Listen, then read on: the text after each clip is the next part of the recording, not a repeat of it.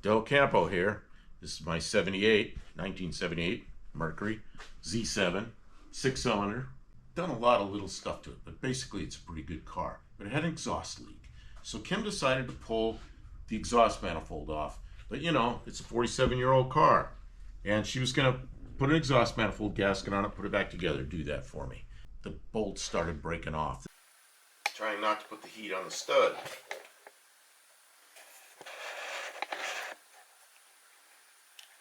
Yeah, there's little pieces of carbon and stuff that light up really bright because I hit them with a torch.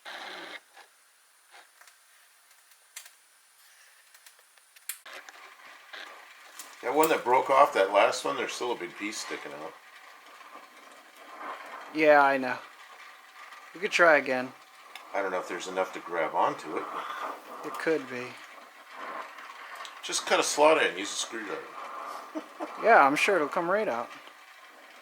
I'm sure I won't break the screwdriver in the effort to do that.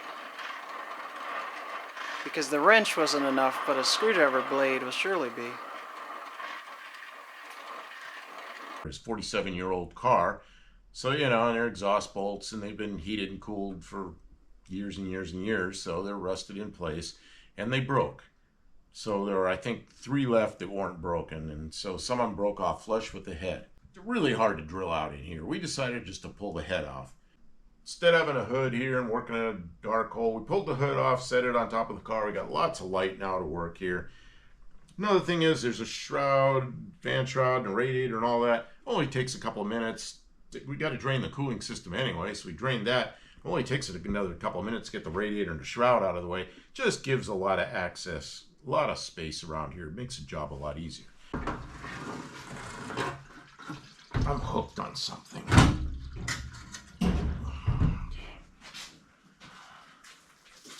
Oh. What? You're leaking. Lean forward. Lean forward. Here, put it down.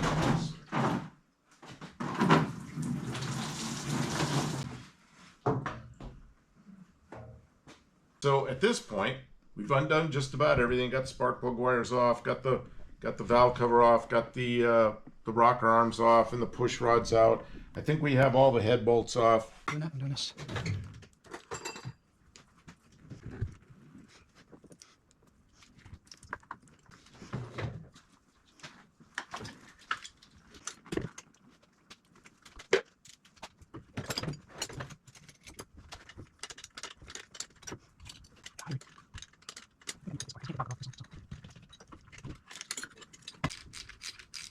Doing this clamp, bit of the clamp. Loosening it, disassemble. So That's always nice.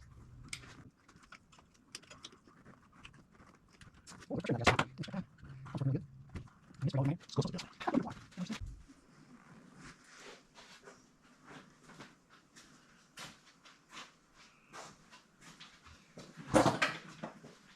Got my carbonator. Carbonator. Makes the carbon. Been relieved. Oh, and you were drilling here from this side. Yeah.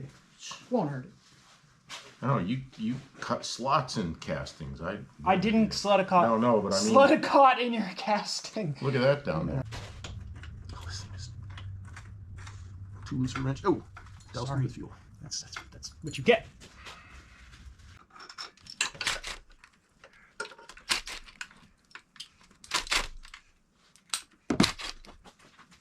I was going to get the last little bit in the hand. Except it came out with the wrench.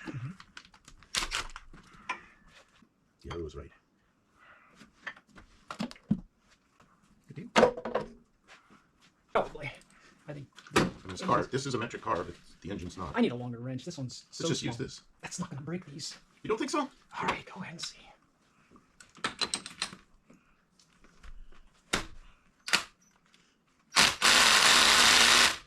You're right.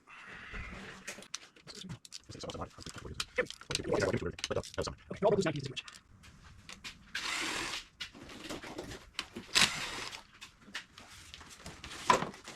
Are you gonna number the push rods or? Guess we could. Way to do that is get a box and poke holes. Some people do that. It doesn't.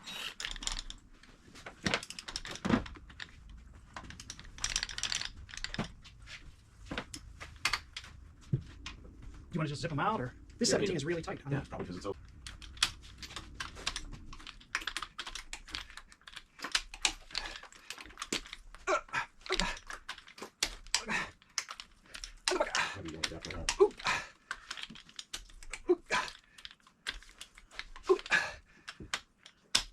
I gotta take this off to get to that. I didn't know that. Go ahead, you can zip the other ones out, and I'll find the thing. I think the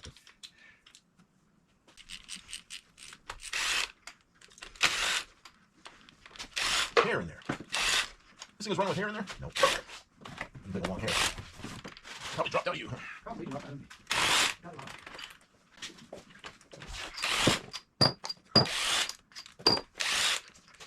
That one's gonna hurt you. Jesus.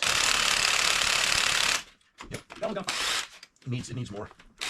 Well, no, I couldn't get to it before because Yeah, no, it needs more torque. it needs that. Yeah, perfect. It needs more. Here. Did you put the adapter back? Okay. I need extension. Where's the extension? There we go. That's. Did that come out? Okay, that's all. That doesn't seem to bother you. Oh, it does. I just have to deal with it. You just Power through it. And I think this head's ready to pull off.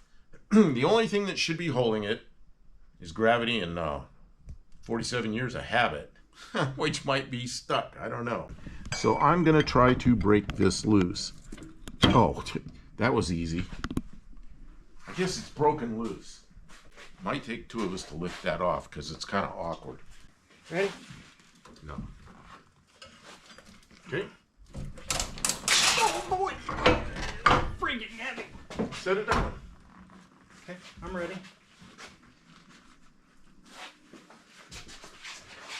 The head off. We got the head off. It was pretty easy, actually. It's kind of heavy, but it was an easy job. Dean Stevenson, down there in New Zealand, on the live shows, he keeps telling me to reuse this head gasket. Man, I don't know. I'm thinking I'm going to want to maybe get some oven cleaner or something. Clean this thing up. The whole idea of it is this isn't very thick. And if we use a aftermarket gasket, it's thicker and we'll lose some compression. He seems real concerned about that. I don't know if I am. I don't know if I even care. But I suppose might be okay.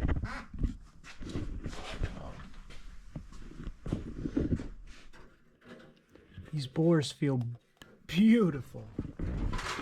Low mileage. Excellent.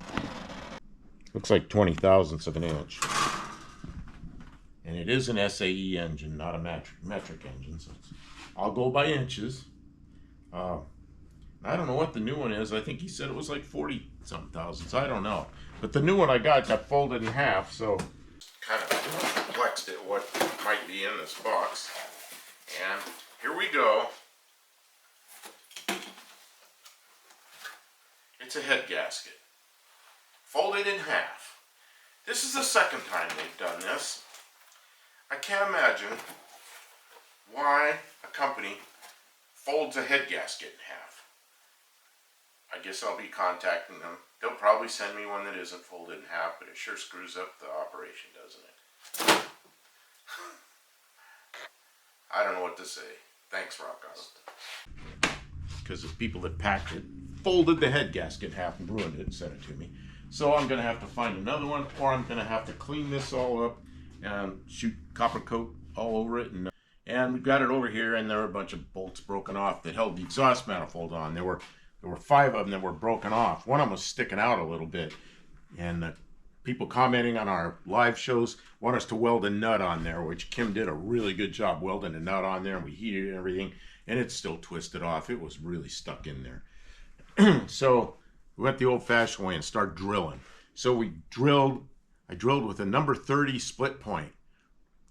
Went down, got dead center, right in the middle of the studs, the ones that were broken off. And you can see we did 3 of them. They're done already. You can see these. This is a number 30 hole drilled down through the middle of the stud, pretty close to the center. So the next step is, you know, people ask us to use people on the chat ask us to use an easy out. My experience with easy outs is usually when you try to use one, they snap off. Then you got a hardened piece of metal in there that nobody can get out. So I really kind of resist that. and that's kind of a small hole for an easy out. So I start drilling larger holes. We also put heat on it and tried it, you know, but that, and then they broke off. So we were already past the heat point. Left hand, so they're wound backwards. So you drill backwards. And the idea behind that is, if the drill catches, which sometimes the drills catch, it'll tend to screw the bolt out, not deepen it in there or jam it tighter, but maybe it'll loosen it up. So I'm doing, the number 30 hole is not, but every hole I'm stepping them up. Using the number 30 hole for a pilot drill, for a pilot hole, and then going a step bigger, a step bigger, a step bigger with the reverse wound drill bits, hoping the bolt will come out. Doesn't come out. And we've got one down here that Kim took a Dremel and cut a slot in it, and we heated with a acetylene torch from both sides and underneath, and heated like, I don't know, how long did I heat it? Like 10 minutes, maybe 15 minutes. Had that thing hot, and there's no way that was coming out. She couldn't get it out. She tried screwdriver. She tried a screwdriver tip with a handle on it, and it just doesn't come out. So now we're to the point where we drilled, and I'm going to start stepping them up with the left-handed drill bit. Oh, and the ones that are good, the last step is we take it's a 3/8/16 tap and tap them out. So the ones the bolts came out of, we're just chasing them to make sure they work right, make sure they're good. The ones we did get out, you couldn't even after drilling the bolt all the way out to the size that you would normally run a tap down through, which is 5/16, we couldn't get the tap in there because there were still little slivers of the threads from the bolt in there, and they're hard, and you just couldn't make the tap go. So Kim went in there with sometimes little slivers would come out with the reverse drill bits, but a lot of those slivers of threads stayed in there. So she got in there with a couple of picks and kept picking until she got all little pieces of threads out. It was very difficult. He's got it drilled out enough that I can start pulling the thread out. You could see this little spiral. That's the thread coming out, finally. A picky one. The last two have come out like this. It's razor sharp, it's rusty, but yeah, you can get a little bit. If you can get it past the narrow side, then you can keep going. Anyways, you know you did it right when the thread starts coming out like that. You know, the hole is centered. Check it out. Oh, look at that. I guess the hole is centered. You did good. All right. Saved. And then once that happened, we were able to run the tap down through them.